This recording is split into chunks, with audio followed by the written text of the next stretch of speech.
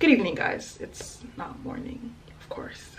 I have class to get to right about 2 minutes from now, but I need you guys to let me know in the comments below if you like this new intro.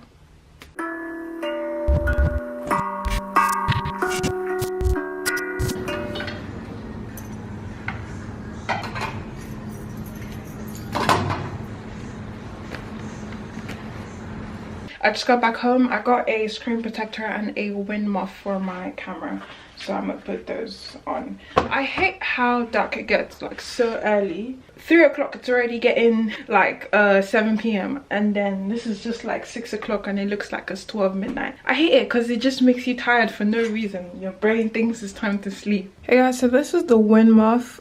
It's so ridiculous, you know, like just imagine walking around with this like on the camera. But basically it's for like when there's wind, you put it on the camera and it stops you know, the wind from getting in the audio because the microphone is right on here. So I mean, it's cool. No, it's not cool. Like, it's okay for the function. I know that it works well from the reviews that I've seen. But yeah, it's also detachable. So, you know, do that and then put it back on whenever there's like air or something. Sorry, that was noisy, wasn't it? I'm sorry.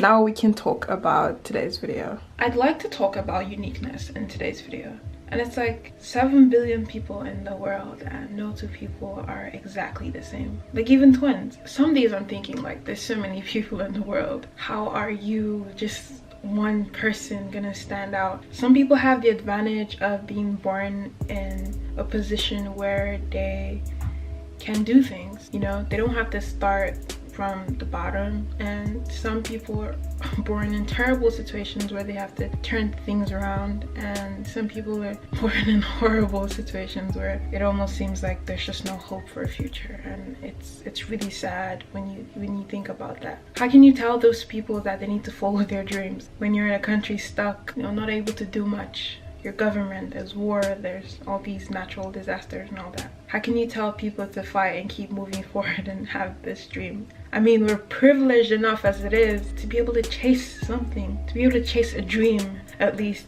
And I feel because we have that advantage, at least we should be using it to the best that we can. And I owe it to myself to really go after the things that I want in life, because to be honest, it could be worse.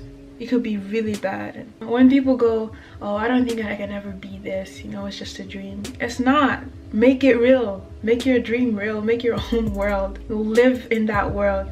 Sometimes we feel like we don't want to do something because other people might look at us some way. Nobody actually cares. Nobody gives. Everybody has their own life going on. So like they could care less about yours. So this has to apply to like what you want to do, where you want to be, and the kind of people you want to hang out with.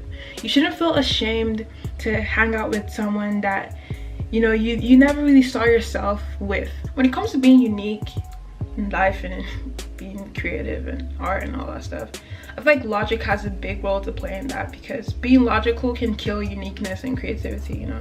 How can you really find yourself if you're being too logical about things?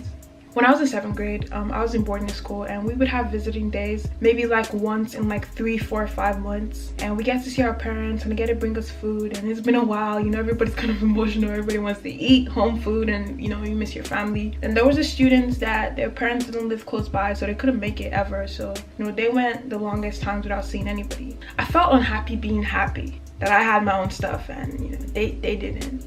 So I set out to start a restaurant, I was supposed to call it, but basically it was just, I turned my classroom into a restaurant, you know. I was so determined. I went out and I wrote like tickets on paper. I tore them up, I took it to the cafeteria. I said, look, I was like 9 and everyone else was older than me. I was like, I'm gonna go around sharing papers for everyone.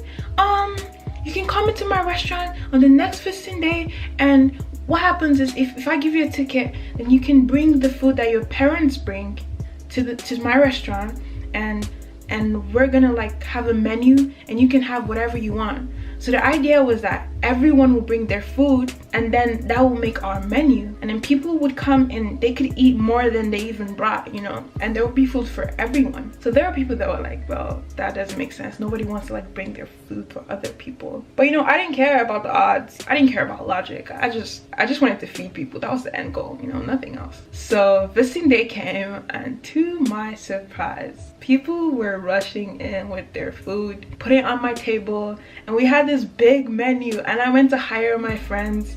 I needed like 2 big guys at the door to be like security, and I needed someone to wait. I needed some people to serve food, and I just like arranged this setting. We got flowers from the backyard that we had, cut open like bottles of water and like used them as vases on like each table. Table for 2, table for 4, table for 6. Damn, it was crazy because that restaurant was booming, man. People were coming in. You have to bring food or something in order for you to be able to eat and order something, and everyone else who their friends didn't show up for visiting day and were never really around, we're allowed to come in for free. They were psyched about that. Literally, the owner of the school, she was so touched by it. She came in and she spoke to me, and she was like, wow, this is crazy. It was really cool. And then, you know, I did it the next year, and the next year kind of fell out because everyone grew up and everyone is too old and too big and too cool for a restaurant, you know, and it kind of just died out. You know, I couldn't do it on my own. But oh well, that's a fun memory. In the end, all I'm just trying to say is there's room for your uniqueness and there's room for your creativity. Just don't be logical about it. You know, if you want something, like I said in my last video, go get it. Let's ride into the sunset, even though sometimes the sun just never rises, you know. You wait till tomorrow and maybe the sun might come out. Yeah, okay, I'm gonna end the vlog here. I hope it's not too long of a video. If you're new here, my name is Ama. Do subscribe, and I will see you guys in the next video. Sorry mama, I'm a mess up.